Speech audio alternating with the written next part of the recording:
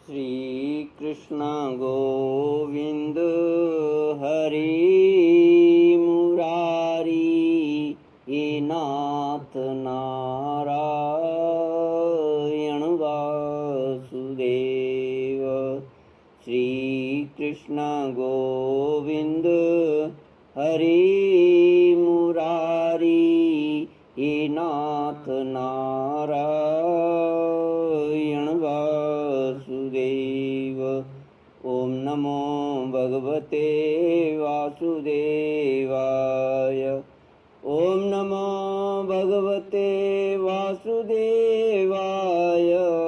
ओम नमो भगवते वासुदेवाय। सच्चिदानंद रूपाय विश्वोत्पत्त्यादिहेतवे तापत्रय विनाशाय श्री कृष्णाय वयं नमः। सच्चित आनंद स्वरूप परमात्मा जो सृष्टि के उत्पत्ति, पालन और संहार करता है तथा जीवों के आध्यात्मिक आदि दैविक आदि भौतिक तापों को नष्ट करने वाले अर्थात उनके मानसिक, शारीरिक और भौतिक दुखों को दूर करने वाले हैं, उन श्री कृष्ण भगवान को हम नमस्कार करते हैं। श्री कृष्ण गोविंद हरि मुरारी हे नाथ नारायण वासुदेव। श्रीमद्भागवत द्वादश स्कंद षष्ठोऽध्याय श्लोक 42।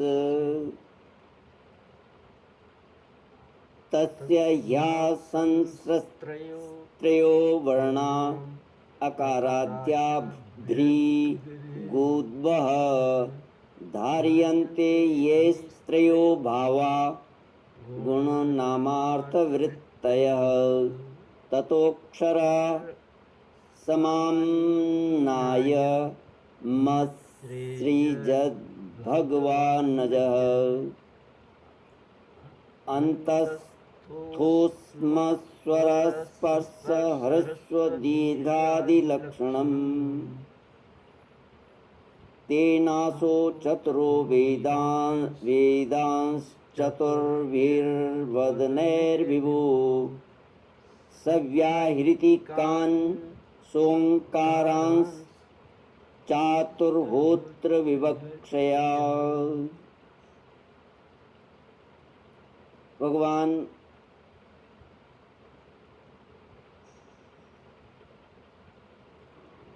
सूत जी शौनक आदि ऋषियों को कहते हैं कि ओंकार अपने आश्रय परमात्मा पर ब्रह्म का साक्षात वाचक है। ओंकार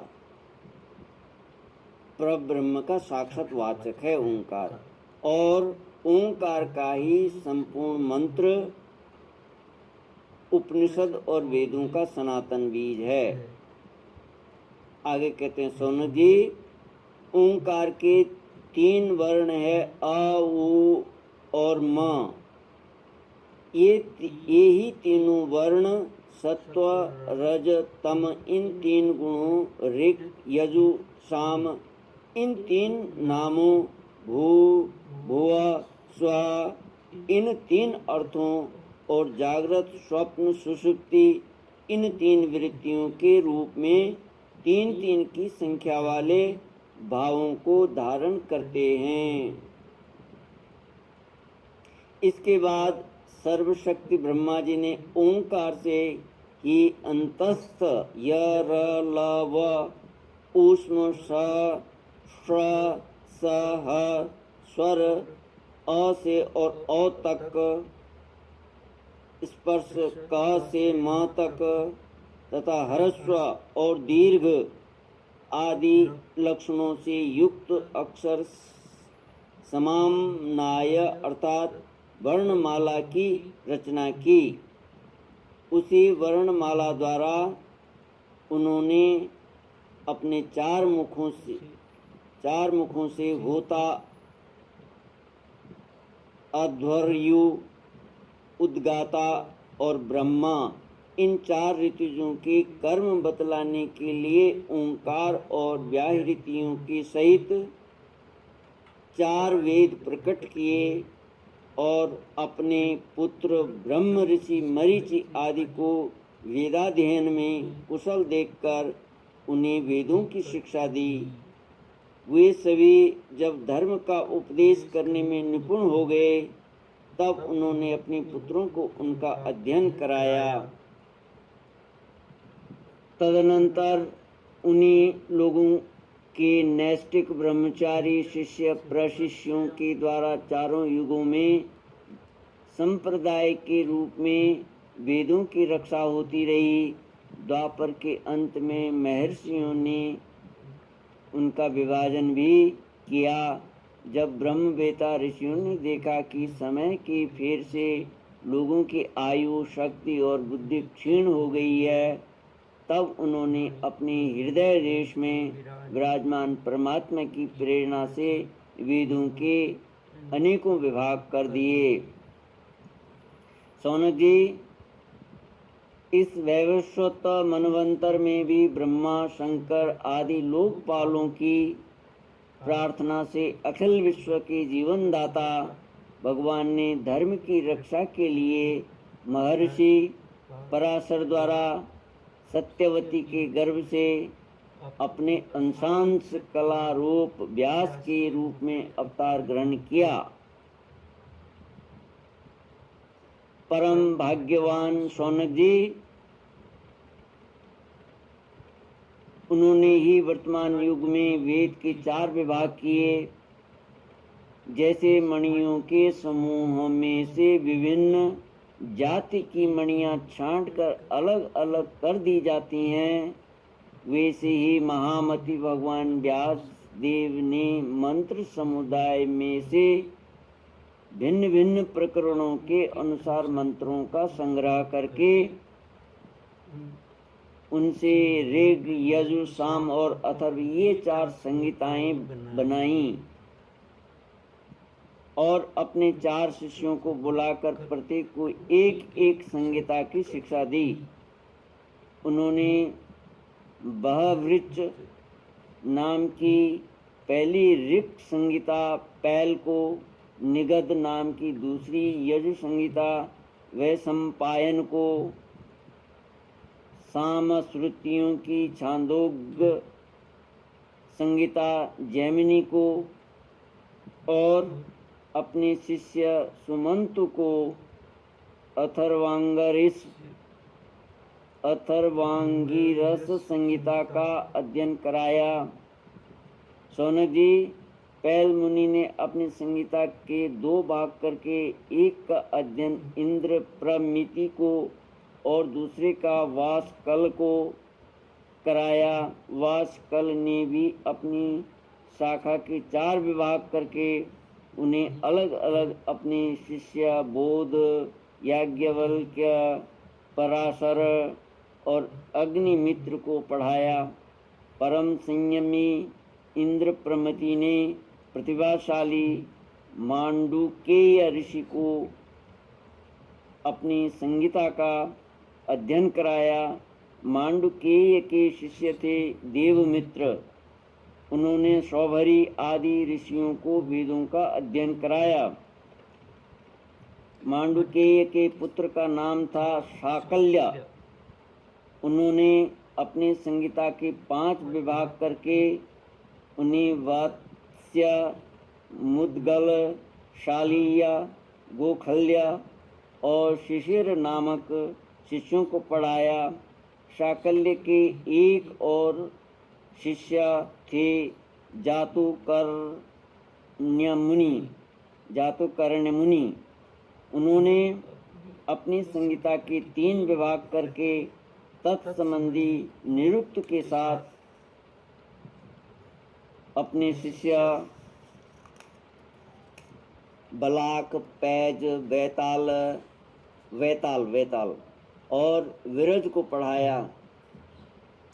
वासकल के पुत्र वासकली ने सब शाखाओं से एक वालखिल्य नाम की शाखा रची। उसे बालायनी, भज्य एवं कासार ने ग्रहण किया। इन ब्रह्म ऋषियों ने पूर्वोक्त संप्रदाय के अनुसार ऋग्वेद संबंधी वह वृक्ष शाखाओं को धारण किया। जो मनुष्य यह वेदों के विभाजन का इतिहास श्रवण करता है वह सब पापों से छूट जाता है। शौनक जी, वैशंपायन के कुछ शिष्यों का नाम था चरकाध्वर्यु। इन लोगों ने अपने गुरुदेव के ब्रह्म हत्या जनित पाप का प्रायश्चित करने के लिए एक व्रत का अनुष्ठान किया, इसीलिए इनका नाम चरकाध्वर्यु पड़ा। वैशंपायन के एक शिष्य याज्ञवल्क्य मुनि भी थे। उन्होंने अपने गुरुदेव से कहा, ओहो भगवान, ये चरकाध्वर्यु ब्राह्मण तो बहुत ही थोड़ी शक्ति रखते हैं, इनके व्रत पालन से लाभ ही कितना है। मैं आपके प्रायश्चित के लिए बहुत ही कठिन तपस्या करूँगा। याज्ञवल्क्य मुनि की यह बात सुनकर वैशंपायन मुनि को क्रोध आ गया। उन्होंने कहा, बस बस चुप रहो। तुम्हारे जैसे ब्राह्मणों का अपमान करने वाले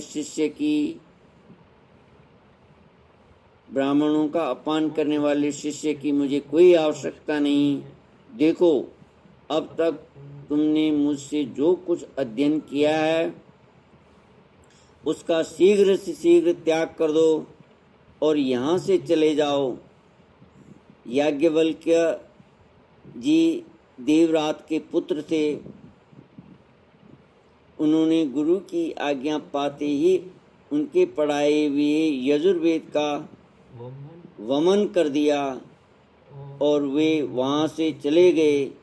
जब मुनियों ने देखा कि याज्ञवल्क्य ने तो यजुर्वेद का वमन कर दिया, तब उनके चित्त में इस बात के लिए बड़ा लालच हुआ कि हम लोग किसी प्रकार इसको ग्रहण कर लें, परंतु ब्राह्मण होकर उगले हुए मंत्रों को ग्रहण करना अनुचित है।